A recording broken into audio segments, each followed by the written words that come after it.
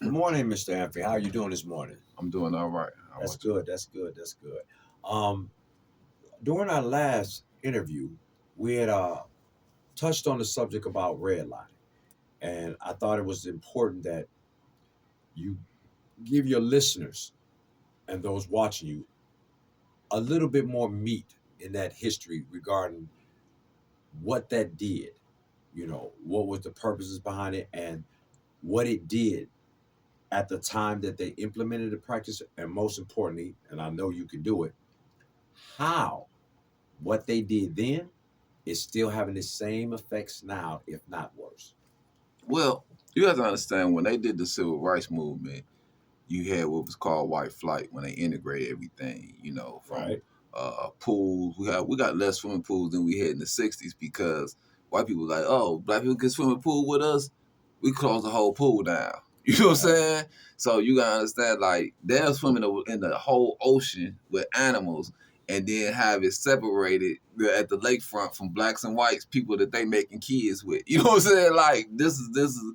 So you have to understand that mentality that white people had. Like it was just sickening. They've been having babies with us for hundreds of years, and they're getting the ocean with all type of animals in Lake Michigan, dirty lake water, whatever. They don't care nothing about it. But a black person swam over and they threw rocks and killed him. Because he's wow, swinging over the side. So they started. So when they did the freeways and the redlining, what the government did was they came into the areas, and then they decided what areas they would insure and what areas they would not insure.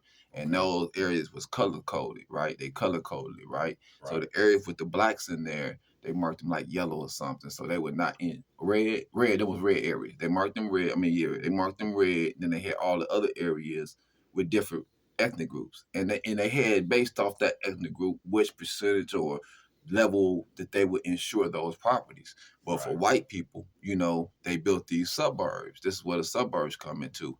And they built the inner city. So white flight came because the government insured these white people to have houses, right? So now they insure for them to be able to purchase these houses, have these 30-year mortgages. Because this, 1933, they created the Federal Housing Act, and they created that committee, that board. That's when they started to finance and back everybody housing, but not the blacks. So you have to understand the value of a house. right, And this is after 1919 when we had high home ownership and they went to the black community and burnt down our houses. We had 50% home ownership. They didn't, right, So a house is basically a bank. right, You see, it's equity. And right, then it appreciates in value consistently. A place like Milwaukee, it appreciates in value 7% on annual, right? The right, house property. So these properties was insured by white, but insured by the government for white people only, not us, right? So eventually white people was able to build equity up in these properties, right? Acquire second mortgages for homes in the inner city. So you had black people basically working, right, to pay them to have two incomes. Most of the mortgage and most of the real estate property is mortgageization, right? You buy the house or you get the loan to mhm, purchase the property. You rent the property out. The right, people pay off the mortgage. Who right, rent it out? We didn't have the access to the capital, so we was renting. right, They had the access because they was given this money by the government, so they had equity by the homes they had. They was appreciating the value, right? And right, they was able to get these loans, right, purchase these properties in the city. So now we working 40, 80 hours a week, a month, right? right, Just to pay rent now. right, White people got two incomes. This their retirement money. They all the equity they building up is off of this. And we right, was forced into these inner city areas, right? right, So, and at the same time that they making us renters like this, right. right? They doing. You had the other highway. I forgot what structure that was. 91. They had promised to build. They never completed. I don't recall. Well, they had another highway in Milwaukee. I'm gonna look it up for sure. Okay, But that's where the park at on 21st Street over there. okay, They tore down houses over there. right, Eminent domain. right, Those black people they weren't able to get government backed loans to right, purchase houses in the suburbs. right, Those houses was restricted for whites. They had Right. white onlys. So you got to understand when you're looking at a time period, and this is what I want black people to understand. When we talk about investing, stock market, money, it compounds over time, Right. right? So Right. that's why they tell you you start putting in 22 by the time you 65, it retires, right? Right. So you have to understand also that most people, 50% to 40% of their income throughout their lifetime comes from inheritance, right? Right. So you don't have that, right? Right. You wasn't able to have access to the jobs or the income, right? To Right. even invest or are legally allowed to purchase property. Right. This was your parents and stuff like that, your grandparents, right? Right. So that takes away half the income you're going to receive now because you have no inheritance Right. from what your parents and your grandparents was denied access to an opportunity to, Right. right? So let's put us 50% behind today, not then. Right. This put us 50% behind right now, Right. right? Not to mention the fact that us not having them houses, what didn't allow us, not to mention the fact we was banned from going to school, but even we was afforded to go to certain schools, not having that equity in them houses didn't allow you to be able to go to schools. Then not having them equity in them houses didn't allow you to build businesses, to invest in your children. So redlining financially left you crippled, Right. right? Right. Because America is a capitalist system. Right. Capitalism is based off ownership. Right. I Okay. promise you couldn't have ownership. Right. So I denied you out the gate with redlining opportunities to participate in this capitalist system. Right. Thank you. Thank you. Thank you for explaining that. Now, specifically, because since your primary focus is helping Milwaukeeans understand the short and long term effects of them doing that all the way back in the early 1900s, about approximately 1930 going forward. What was it that they did?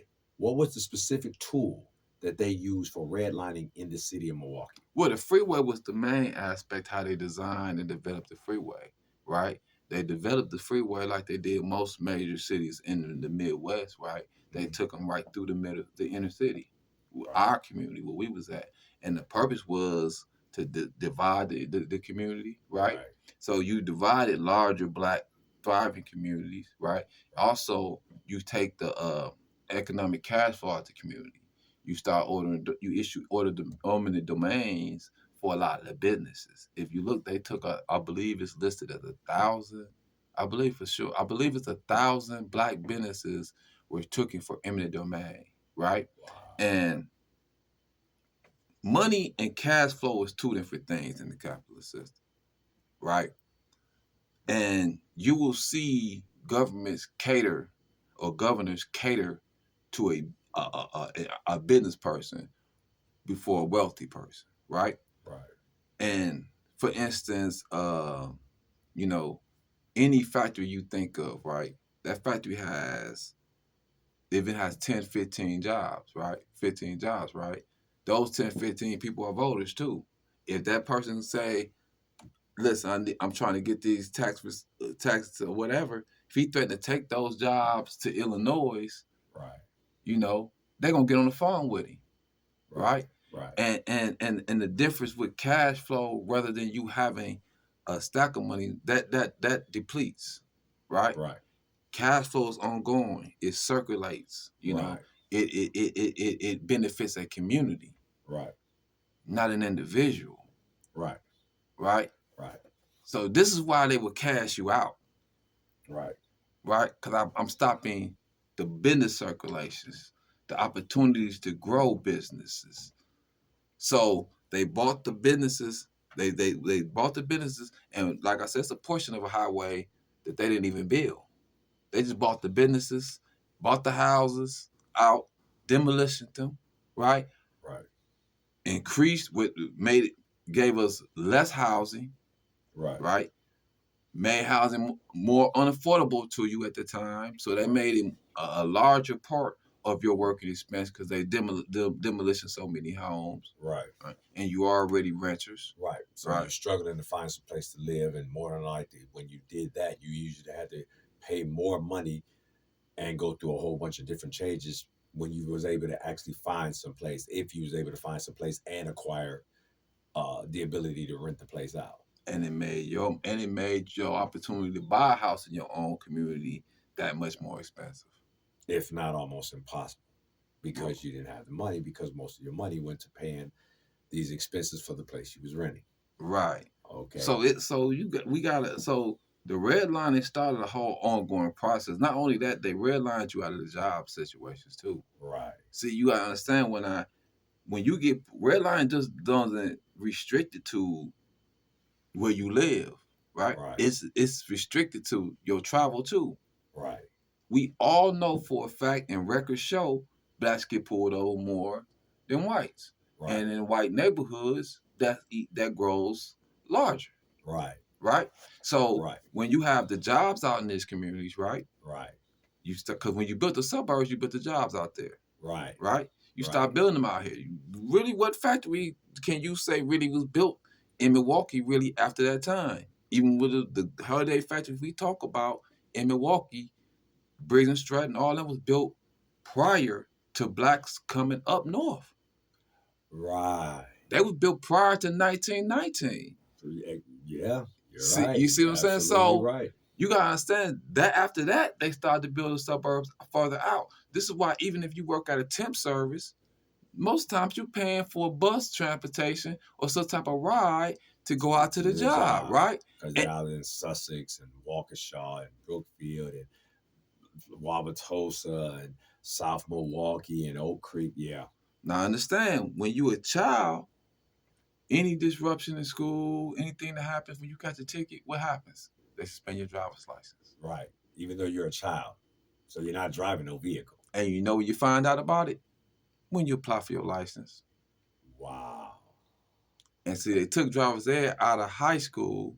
So you don't apply for your driver's license till you turn 18. You Right. finish high school. Now you looking for employment. The job's way out, right? Right. So you got to go to a temp service because you can't drive out there. Or if you do drive out there, then you start to catch tickets. Those pile out. Now you end up with other issues. See, it's Right. a lot of restraints that Right. come with. That's why they pocket you in And an it's not by area. and it's not done by accident. Right. That's It why is a concerted effort. right. Our pocket majority units evidence. So when they pulling you over for driving while black, this is for a purpose, Right. right? It's just the same as like I said when I separated the tank with the fish and I put the Right. glass piece through and they bumped their nose a few times, then they didn't cross it no more Because because they they were was eating at the. psychologically conditioned to continue to do the same thing that you taught them to do when you put that glass between them, and they had to keep bumping their noses or whatever into the glass, the invisible glass.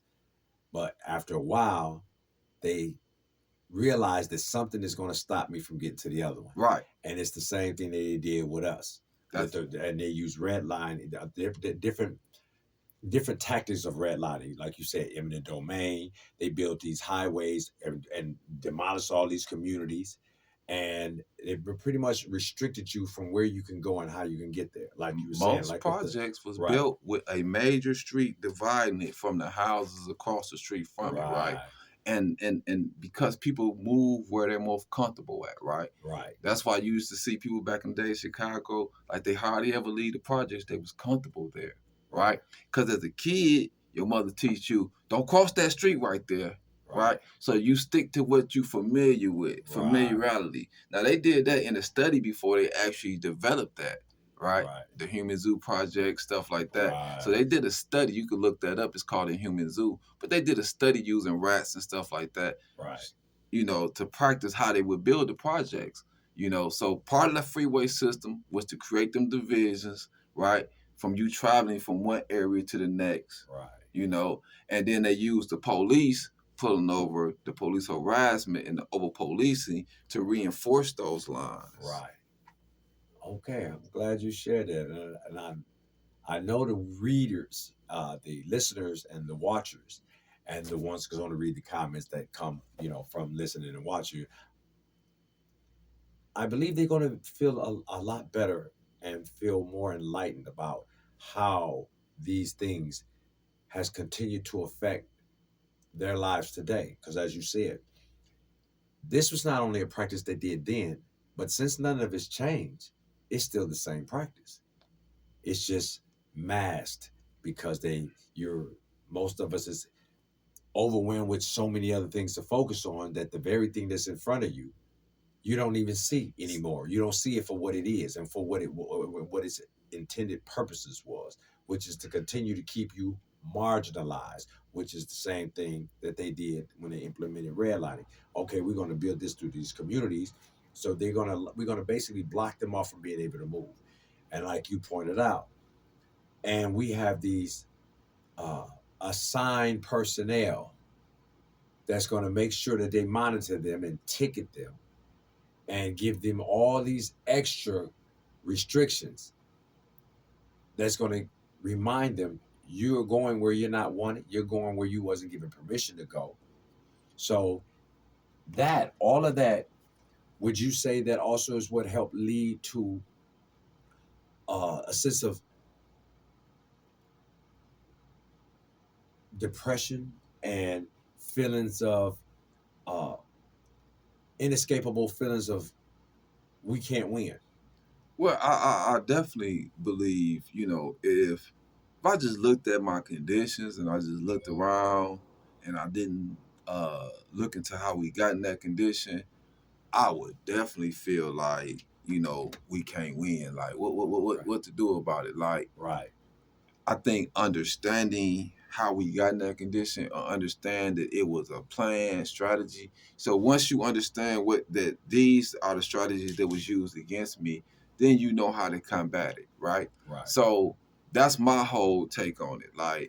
Like okay, you think you gonna force me here? I can turn this into something that you gonna want to be, right? Right. And we've done that many a times, right? Right. They did not want hip hop, Right. right? Now they can't be without it. You know, Right. you go through any YouTube page and they Right. Right. critiquing hip hop, Right. but Right. they hated hip hop. Right. You Because they says didn't understand it. right, And- but that's what all our everything we do. Right. You see, we make it something to come to. You know, Right. so the whole issue we have is that okay, we under this the game they're playing, right? Right. It's economic castration. Right. Acknowledge it. For what it is, whether you like it or not. Acknowledge the Right. goal is to economically castrate your community, Right. right? Right. So now, what is your goal, right? Right. And is your actions going to reflect your goal, Right. right? So is your goal to economically build your community so that there's opportunities and resources available for your children to grow and prosper? Or do you just want to tell them they could be anything they want to be, Right. right? Without showing them. So, because you can tell them this, you can say, "Oh, you could be anything you want to be." But if I say, "What about an entrepreneur?" Then they say, "Well, they could be an entrepreneur." I say, "Well, it take capital to do that. Right. Building the capital, it take a market to do that. You Right. have the concept of supporting the circulating wealth in your community because they don't want to. Right. Every other race has proven that they don't want to come to your community and circulate wealth in your community. They just want to drain wealth out your community. Right. Everybody else has proven that. Right. Arabs, don't know Arabs live next door to you. They own the gas stations in your neighborhood. Right. The Indians, they don't live next door to you. They live in their community. Right. They own the corner store in your community, though. Right. You see what I'm saying? Right. It's just a fact. Right. Right. Right. So, you love fast and friendly, but you go in there, you only gonna see blacks behind the meat counter. Right. He only got his kind behind the cash register. So he telling you, y'all thieves. I don't trust you with my money. He cut the meat up. Right. Right? Ironic that you use that as an example. Um, some time ago, in the '80s, I lived in that neighborhood, 27th Kilbourne, Wisconsin Wells. And at the time I lived in there, over there, fast and friendly, the gas station that was once across the street, and most of those small storefronts from 27th and State all the way to Wisconsin were black owned. And I have to admit, sadly, that during that same period of time, unbeknownst to me, my understanding wasn't as broad as it has grown over the years. I watched each one of them leave. Yeah. And that goes back to what you always saying about circulating wealth within your community, because every one of them stores, I bought stuff. I bought from the store, the the music store, of course. I bought from that store. I shopped at Fast and Friendly. We went to the gas station that was across the street. I later on learned it was a relative of mine that actually owned that gas station, black. Then they had the gift shop. They had a couple gift shops over there, a couple tailoring shops, and a couple figurine shops. But all of this was black. Everybody, I actually met the proprietors and the owners. I used to go into their stores all the time. So yeah, it was during that time, as you pointed out, that there was a concerted effort to economically push them out of those communities. And within 3 years, the last one to hold out was a brother that had uh, the record store. He had the record store. He held out for as long as he could because he ended up transferring it to 21st and North Avenue. I remember because I followed it.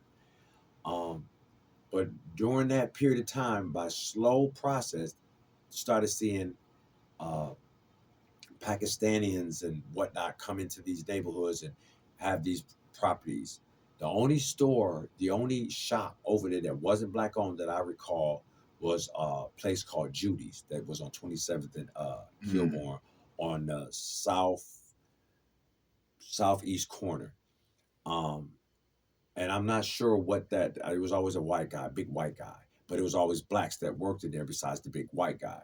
Other than that, all the other shops was there. But at that time, I watched that transformation, and like I said, unbeknownst to me at the time, and they explained it to me, and I listened to them, and I believed them because I watched it take place, and I would always talk to them.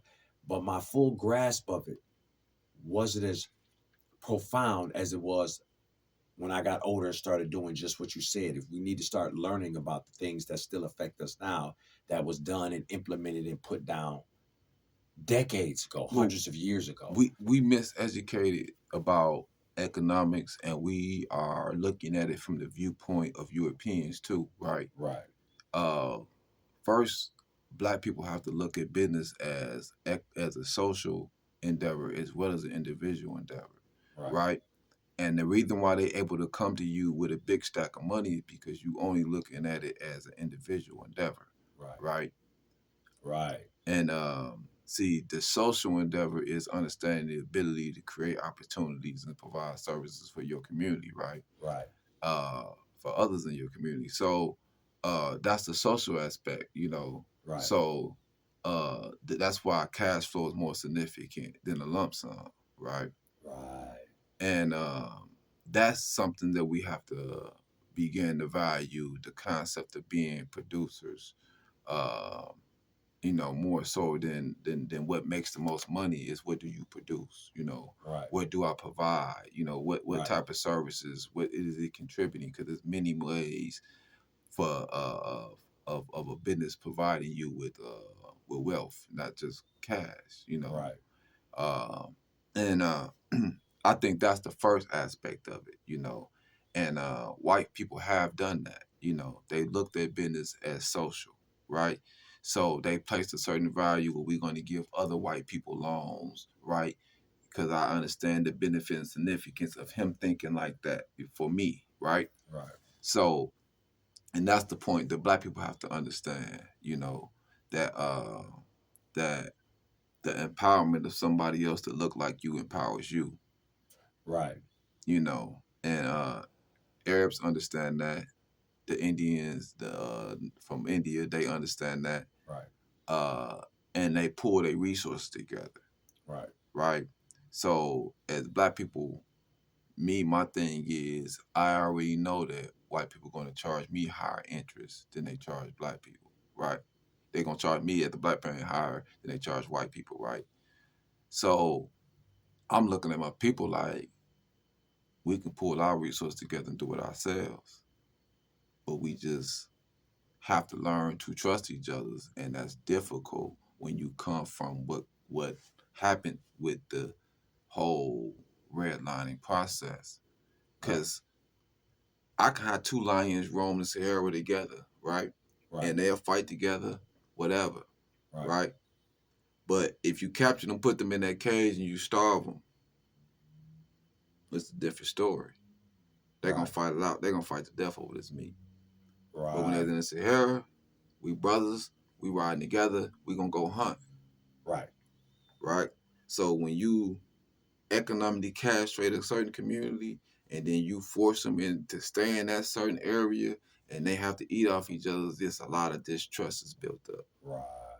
you know, and that's what that's what we got to tackle, right? And then not only the distrust from the red line and the placing us in that, with the actions of us fighting over the minimum resources, is we absorb the image that America gave us of us.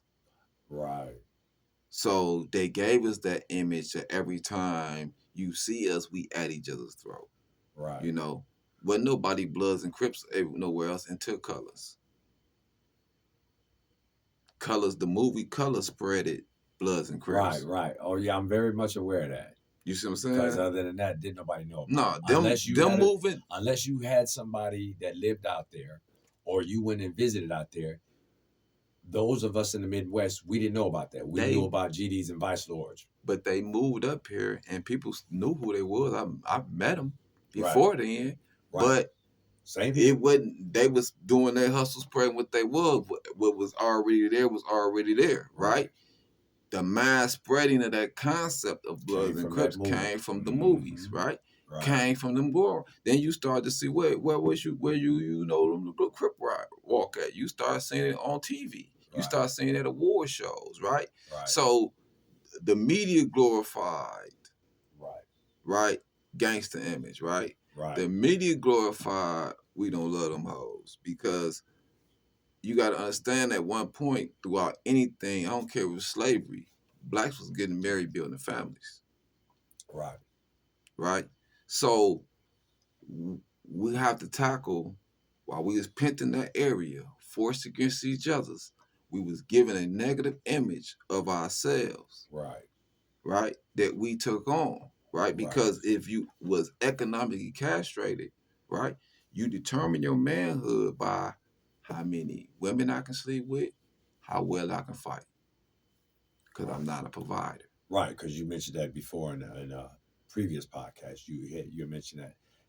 So yeah, that So makes a lot of sense. we have to know that them things was targeted towards us after we was forced, because you was forced into poverty through redlining. Then white people was giving banks. They still able, who everybody finances off their home. Right now to this day, they pay off their Right. credit cards off their homes. Right. Right? They parents was passing, leaving them homes. Right. You know, it might be 3 or 4 kids, but they split that up and they was able to get down payments and get other houses. Right? Right. And you and even when we do now move out to them neighborhoods, right? You can do the statistics.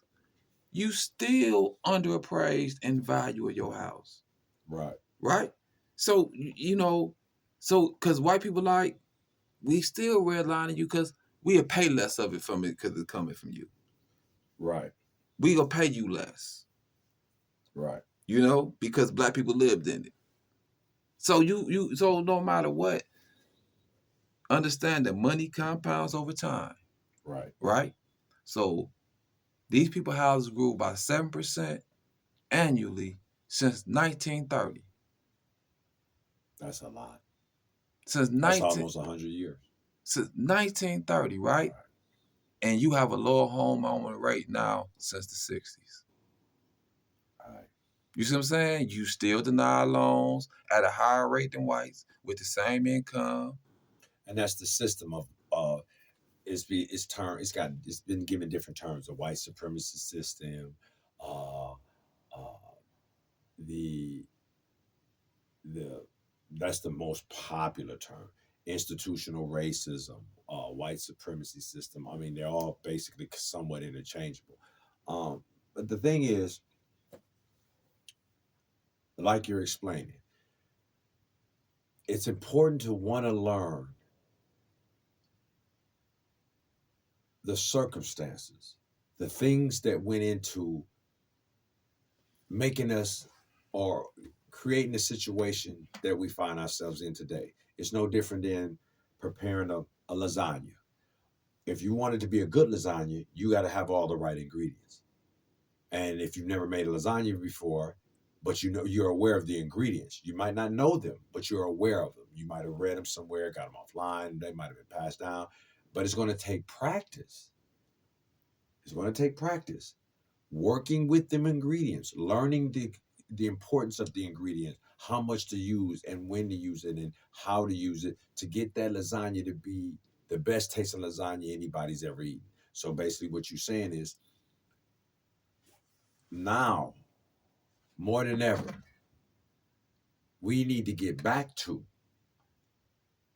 learning about the circumstances that have aggravatingly kept us where we are today and continues in a concerted effort because the system is already in place to continue to maintain the status quo, If you which makes it difficult for a lot of us to find, what makes it seem difficult for a lot of us to figure out a way to get out of it. if we think if we think the red line is still don't affect us, right?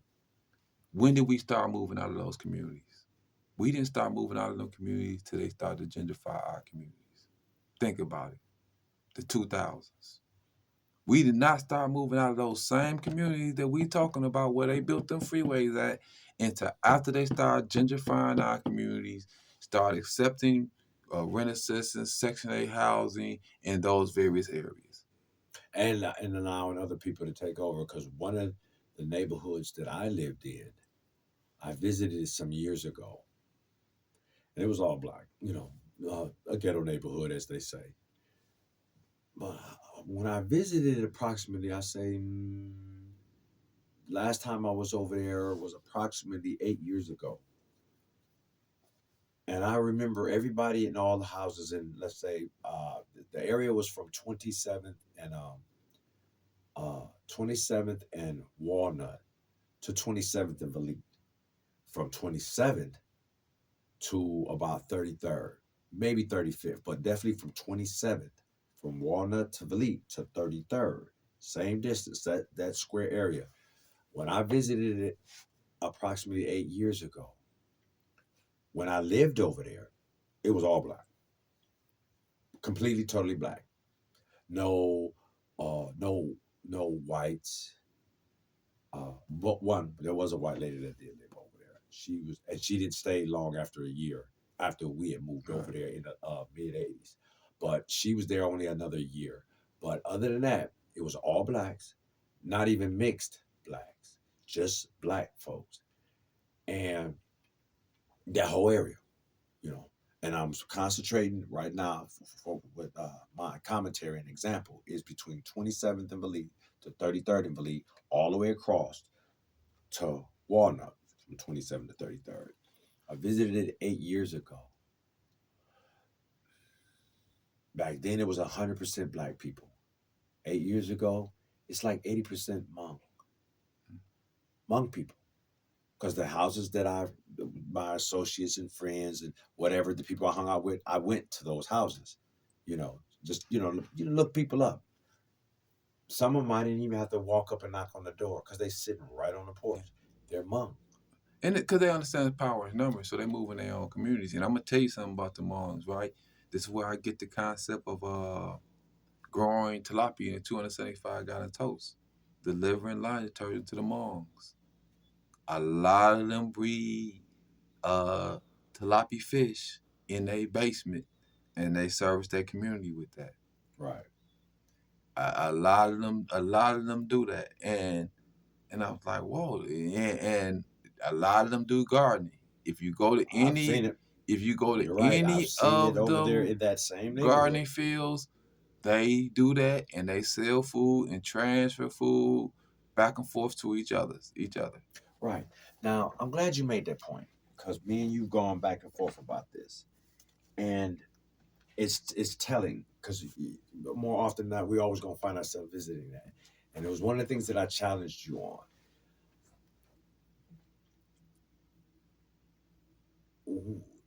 Like you pointed out with the Hmongs, like we all, a lot of us can easily say the Latinos and the Jewish people and this, that, and other. Um, like you had said at the very beginning, a lot of their culture wasn't stripped from them. That's true. And the difference is with them, as opposed to us, not only was our original culture stripped from us, we was force fed an opposite culture that was totally different from the one we were that's natural to us.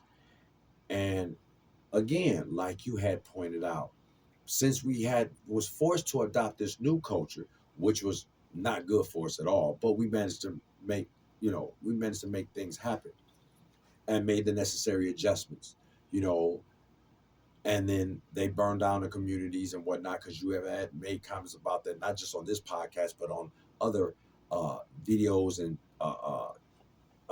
commentary podcasts that you have made the comments on in the past postings that you've had, is that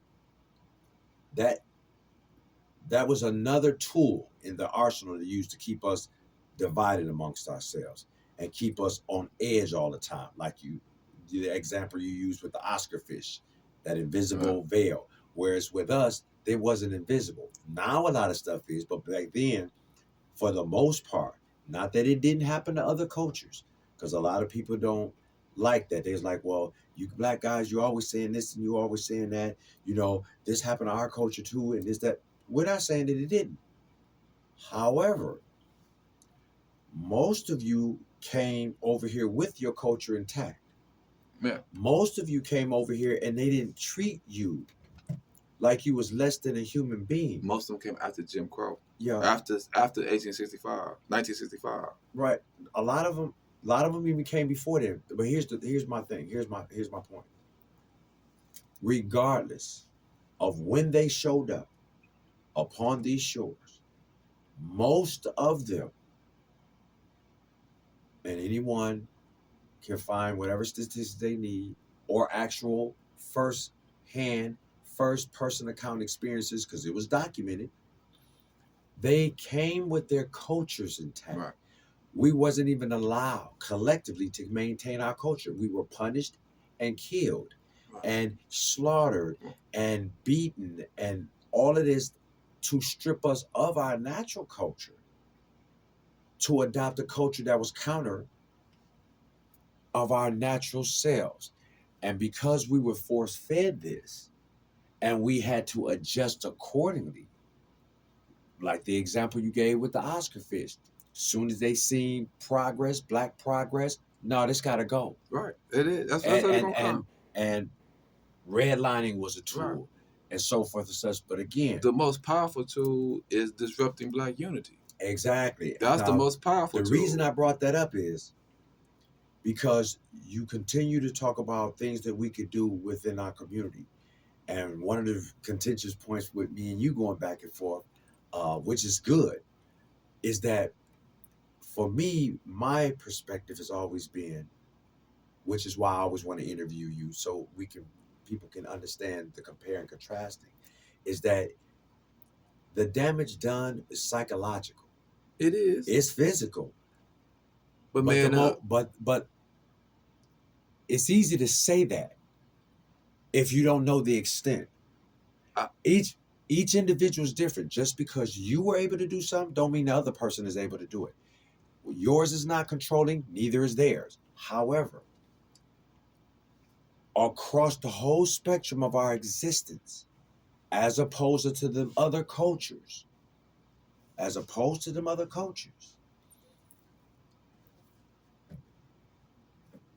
collectively, we were psychologically stripped and rebuilt. One.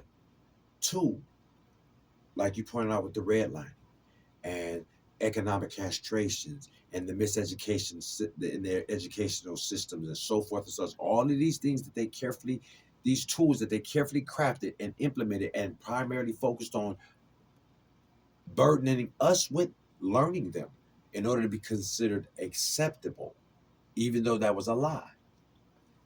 That for a human, that does a lot to the brain. And different humans process it, regurgitate it, adhere to it, or it breaks them differently. Everyone is not the same. We're not carbon copies of Well, each that's why other. you got to link up with your own people, though. Because when you Exactly. weak at But going somebody back else to what you're strong. saying, sorry for interrupting you. Going back to what you're saying, you said so yourself. That's one of the difficulties because we find it hard to be able to link up with each other because of the distrust. Because that was a tool they used, Right. psychological. Because, and all of, you just use colors. Perfect example. Um, we're a visual people. So it's easy to manipulate how we think and feel about something. And you mentioned the same thing in the prior podcast, a couple of them, Mm-hmm. that unlike other cultures, if young blacks watch TV, they get emotionally involved in everything about it. Like when you pointed out about that movie, Brooklyn's Finest, Right. how they meticulously and purposefully cast the characters the way they did and then showcased them visually so you would focus more on this guy as opposed to the person you were supposed to. They again, psychological. So if this is done constantly and then that people, that people regurgitate this because they don't know better to the next generation, so forth and such over hundreds of years, is why I say that's why it seems so difficult, like you pointed out, for us to get together because of the distrust and all of this, all these different mechanisms that they put inside of us, mind, body, and soul, to make it hard for us to go past that invisible glass like you did with the Well, Oscars. this what he was saying, talking about. Uh, the mental manipulation of our people has been deeply embedded in us to the point where they will sell us a movie on killing us, right? And we'll pay to go see it, right? And Brooklyn Finance, for example. And I'm just gonna break down a little critique of it, right? When the movie first come on, the guy, the main cop guy, Keith something, whatever his name is, but he killed another cop. He killed a drug dealer for a robbery, whatever. But in the beginning of the movie, they kill a kid, but they don't show the murder, but they show the protest for the murder of the black kid. But they never show the black kid family, right?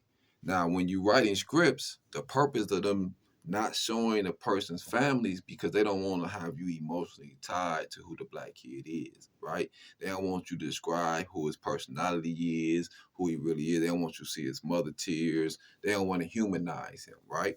So what they did is this is a movie now. You have Wesley Snipes, Don Cheadle in there, big black celebrity actors, right? So we're gonna come out in bulk to go see these type of actors. So they never show him, never show the black kid, but the cops who is robbing the dope dealers, right? They have a card game. Now, this part of the movie is where they emotionally attach you to the character. So they have a card game and they explain the financial hardship of the cop. Him having 5 kids, they had mold in the house. His wife was pregnant with 2 kids. Now they played on the fact of white people having birth defects too, like not having a high birth rate too. So that was the emotional play on that with white people, right? So now at the same time they showed why this white cop was robbing black people. And every time they showed you the black people in Brooklyn Finest, they showed you the black people doing criminal activities and doing stuff to harm each other's, right? So they played them up as animals to justify their own killing. But this was a movie that was marketed to black people. Not only did they did that, the guy, it was another guy in their gear, I forgot his name too. But He was played the cop too. Now he used to go to his house and he used to walk past this pimp dude with this white woman, but he wasn't into over policing people, right?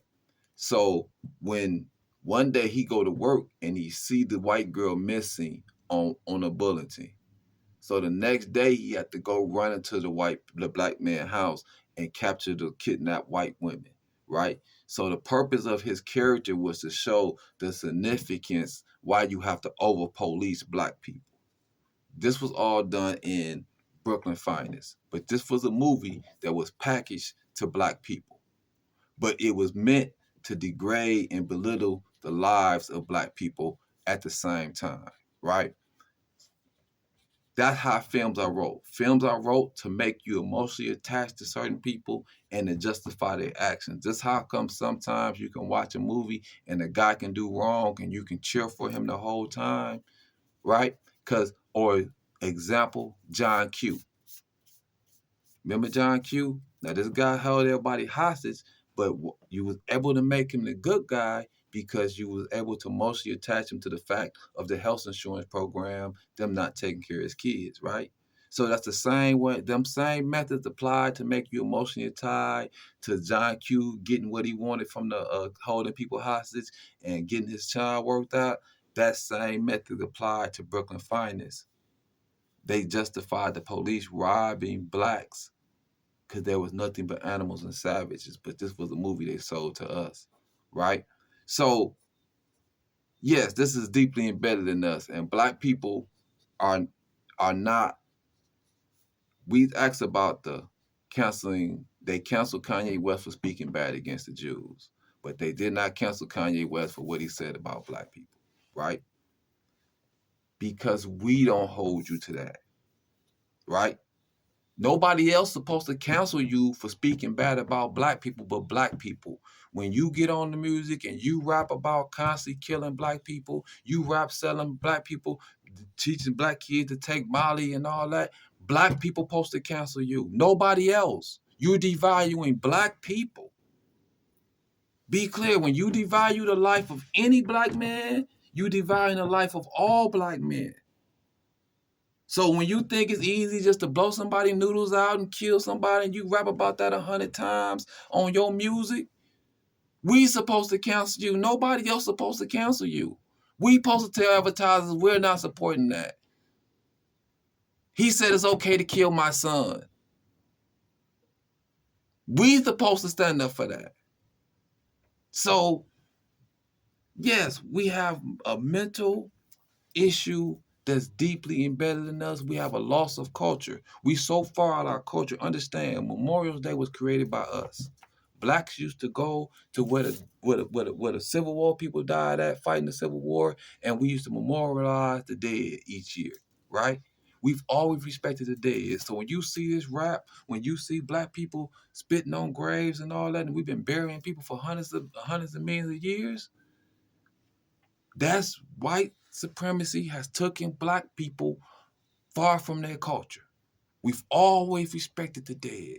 We spoke to the dead. This is what they call voodoo and all this type of stuff. We've always had a connection with our ancestors. So all that is an example of your disconnect with your ancestors, right?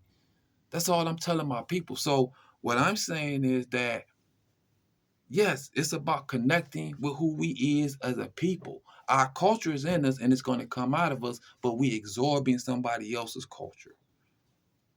That's what I'm saying to us as a people. That's why I say our economics and our business, we have to look at it different. Their capitalism is individual, top up. All their countries were destroyed because of one-sided economy, right? Too much wealth at the top, too little poverty. We did not have those issues in our countries. Look at our history. If you understand where we come from, our conditions, then you're going to believe like me. Like I tell people, history, I sell products to my community. In the community, I know we deal with self-hate. Do you know the spirituality that it take to take my money and constantly put it back into buying products and service in the community? I know to have self-hate. I believe that much in us. But if you study us enough, you will too. If you study our history enough, then you will become and understand who we really are, what we are as a people. We are enlightenment people. We are logical people, right? We are spiritual. We are humane people. That is the thing with us. We are humane people. You are watching us develop in inhumane conditions. So, but I'm in the video, but I just want us to say, and I want you to like and subscribe to the page.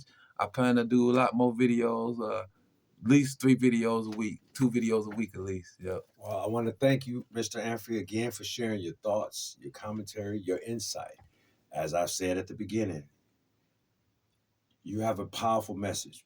You have a very powerful speaking voice, and it's a, a spiritually powerful speaking voice. You speak with passion, and it's not make believe, it's not contrived, it's not a front. This is who you are. This is how you've always been, you know, since the growth. You was like that even before, but now you turn that power and passion into rebuilding, like you said at the very beginning. And as I've always said, it's a voice that is needed, necessary, and I look forward, pleasurably forward, to continuing to help bring your message to the listeners here in Milwaukee and across the globe. And on that, I thank you for allowing me to sit in with you, listen to you, and ask you questions so you can provide this valuable information to our people. And you enjoy the rest of your day, brother. But thank you, my brother.